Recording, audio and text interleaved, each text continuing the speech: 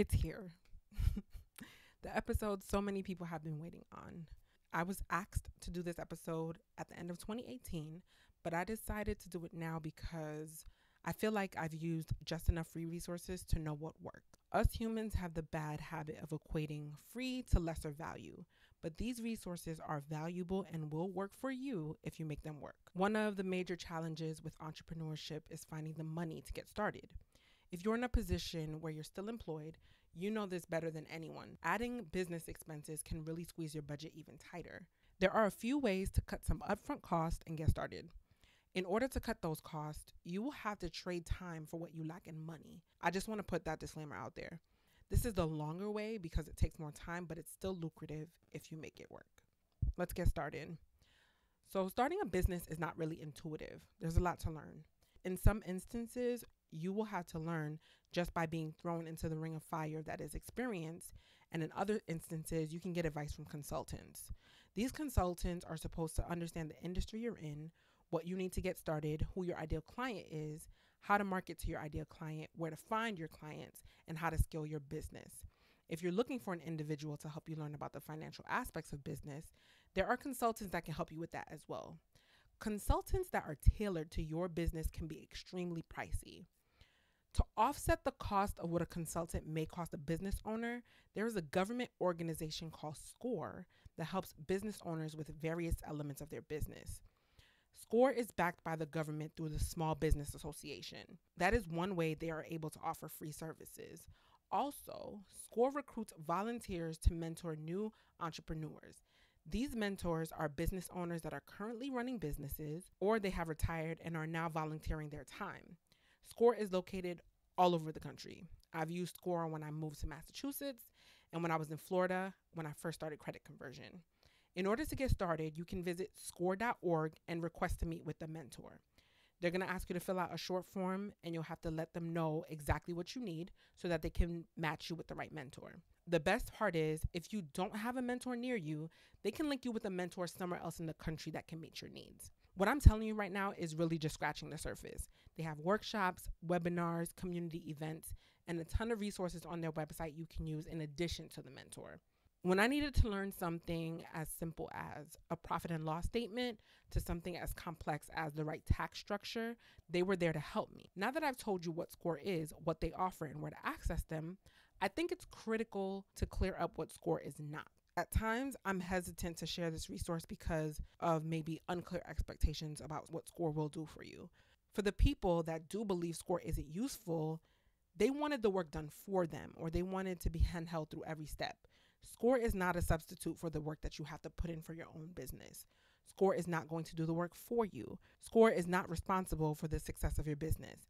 They are there to guide you, provide insights, and help you fill in the information gaps that will allow you to succeed. You still have to do the work. Some other organizations that are really big on resources are banks, credit unions, and chambers of commerce. My bank here in Massachusetts has an entire platform dedicated to entrepreneur resources. They call it their university. The trade-off for an organization like SCORE or a chamber of commerce is the potential of you taking out a loan with them once your business demonstrates profitability and you need to scale. Also, banks pretty much have the same hope. They hope you will remember all the kind things they did for you and the resources that they've given you when it comes time for you to look for a funding source. So now let's talk about some ways to get some free marketing. If you don't have a marketing budget, here are a few ways you can get around getting new clients and bringing awareness to your business. One is to use social media to its fullest potential. Treat your timeline like a business. Promote, promote, promote. No one will know what you have to offer unless you share what you have to offer. Many people listen to the podcast as a result of something I've posted on social media. If you're going to work with another business, ask them to post something promotional on their page so others can hear about your business on their platform. In essence, you want to treat all of your social media platforms or anywhere you hold content as real estate. This is where your business lives. If you're strapped for cash, you must become a walking, talking billboard. Find a way to weave into every conversation who you are, what you do, and what value you bring to their lives. If you're timid, this is the time to shake that off as best as you can and get to chatting it up about who you are and what you do. If you sell a product, wear it. Always have it in your hand. Use it as a conversation starter. I know a woman who wears her lipstick swatches all over her hands and arms, and some people will look at her as if she's insane, and the other half will strike up a conversation. I've seen this woman several times at the same market pull out her card reader and land a sale, just like that. Also, you want to shamelessly plug yourself on other people's podcasts and platforms. If you really think about it, most people don't ever really just get on other people's platforms just to chat. Most people are promoting something. Use this as a time to flex your expert muscle and promote your product. Number 3, I've used this tip for both of my businesses to get people through the door when the marketing budget was non-existent. Join a site like Meetup or look for Eventbrite events that align with your product or service. Reach out to the organizers and ask if you can speak at their event. Provide some information that is indisputably invaluable. A lesser known trick, an industry secret that most people don't know, or something that your market would need.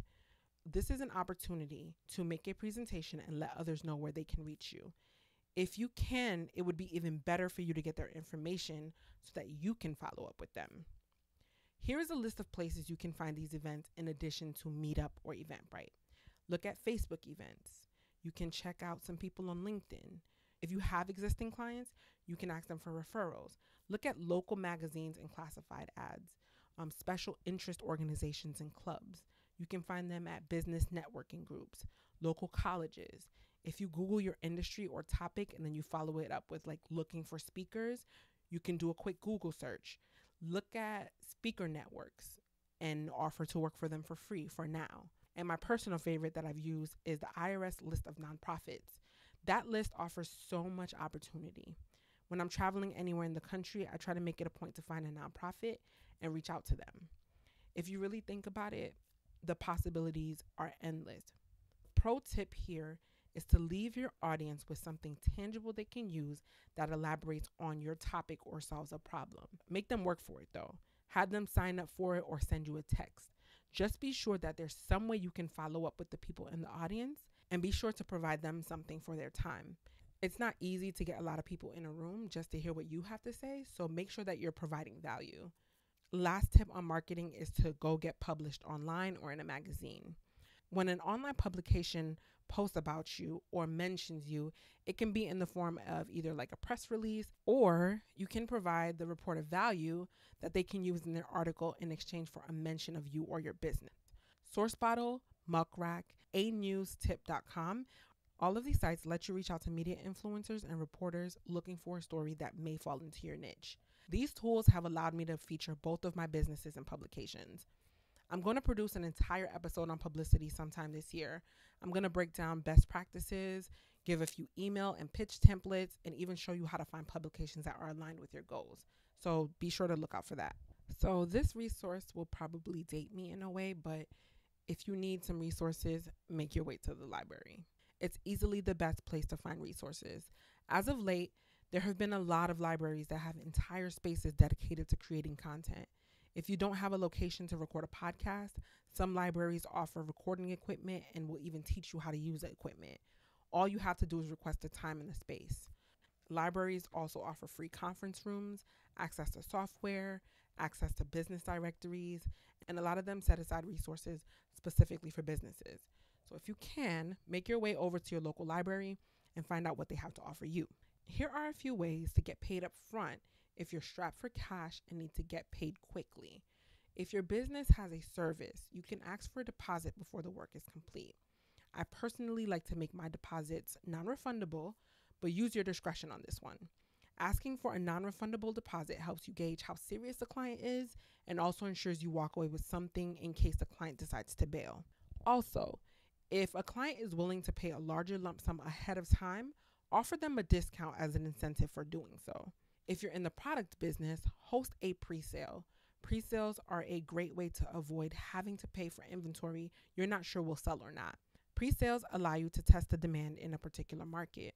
A close cousin to a pre-sale is drop shipping. The client pays for the product, the order goes to the manufacturer, and you collect the difference. This is another way you don't have to keep inventory on hand and you don't have to place a large order up front. These two ways are allowing people to not only cut their upfront cost, but drop shipping nowadays with the advent of Amazon is pretty much free. This tip goes for either a product or a service business. Having a referral program is a great way to get new customers. It's like an incentivized word of mouth. Most businesses have some form of a referral program. For any client that refers you a new client, you can give them a free month of something, waive the cost of something else, throw in free shipping, or throw in a free product. Incentivize sharing about your business as much as possible, and you can see your business bring in more clients. Let's say you have some brand new clients. How are you going to collect all of these shiny new coins? You need a point of sale system. There are a few that offer you the opportunity to use their platform without paying upfront. Most point of sale systems will allow you to get paid and collect a small percentage of your sales before handing you over the rest. I see people use Cash App to collect payment these days, and that is one free way. You can also use point of sale systems like Stripe or Square. My personal favorite and highly recommended is PayPal. It's free for me to collect upfront payments, and it's also free to schedule payments if you have someone on a subscription. The fees are pretty nominal, and I can work them into the cost of most of my services. I also like it because I can create branded invoices and save them as a template for future use. After a purchase is complete, a receipt is automatically created that I can email to the client. PayPal integrates with my website's e-commerce platform. PayPal has a business account that generates a report at the end of the year with all of my profits. Also, it now comes with a card reader, so you can charge cards as you land a sale in person. It doesn't matter where you are. PayPal also has a business debit card that you can order that allows you to use your PayPal balance or connect it to one of your business accounts. Now, PayPal is accepted almost everywhere online. It's highly recognized. And last but not least, they have exceptional service for business owners, especially for clients who try to do chargebacks. There are more sophisticated softwares, sure, but if you're looking for a system that can help you get started, PayPal is free and it gets the job done. So let's say you need a service done for you and you don't have the money to pay for the service. The phrase, you scratch my back and I scratch yours, is going to be your best friend.